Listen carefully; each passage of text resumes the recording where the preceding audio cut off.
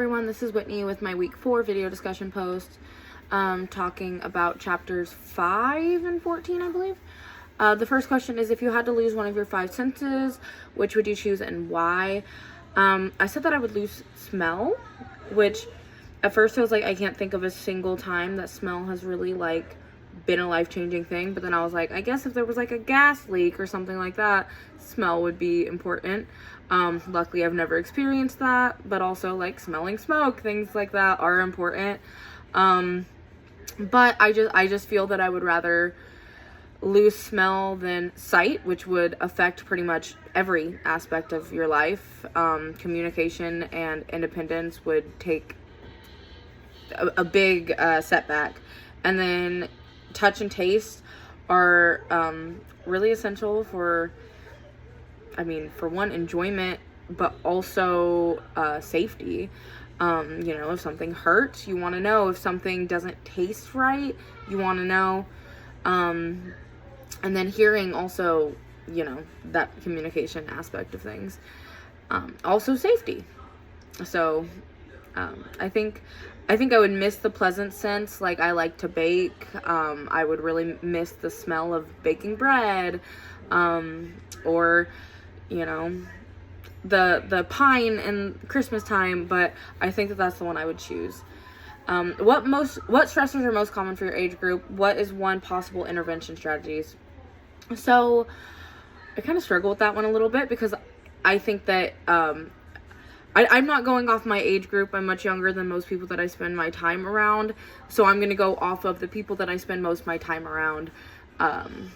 So I think that work and family life are the most common stressors. There's a lot of burnout of trying to balance everything, of caring for a family and working full time.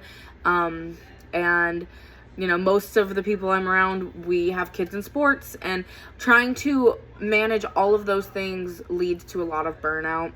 I think it's important intervention to practice time management and mindfulness.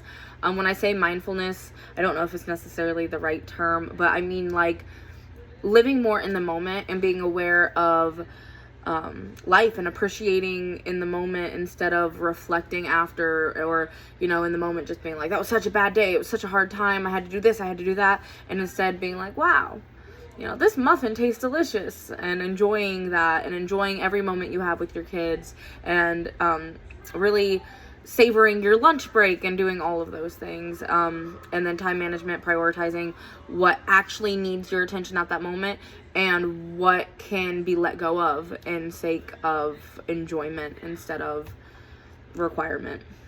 What positive and negative lifestyle habits are most common for your age group?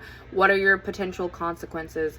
I think one of the more positive things about my age group is their desire to fulfill every aspect of their life. I think that is a positive thing for the most part, but also being mindful of the other people in their life and making sure that they're fulfilled as well. I think some of the negative habits are poor sleep, too much caffeine for sure, and too much screen time, overworking themselves, skipping meals. I think I'm just talking about myself at this point. And taking on too much when you don't have the time to handle that. For instance, this year I had to be very mindful in telling my 11-year-old that he couldn't play 2 sports in the fall. He had to pick one, because having 2 kids and 2 sports is too much. You can't beat all of that.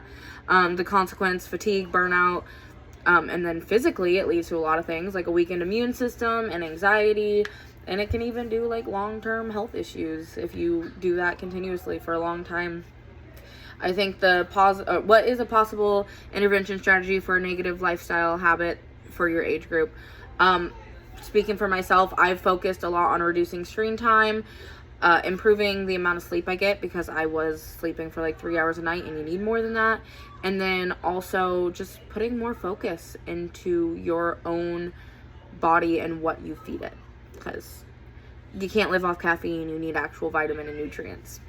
All right, that is all. Sorry, this one's a little long. Thank you. Bye.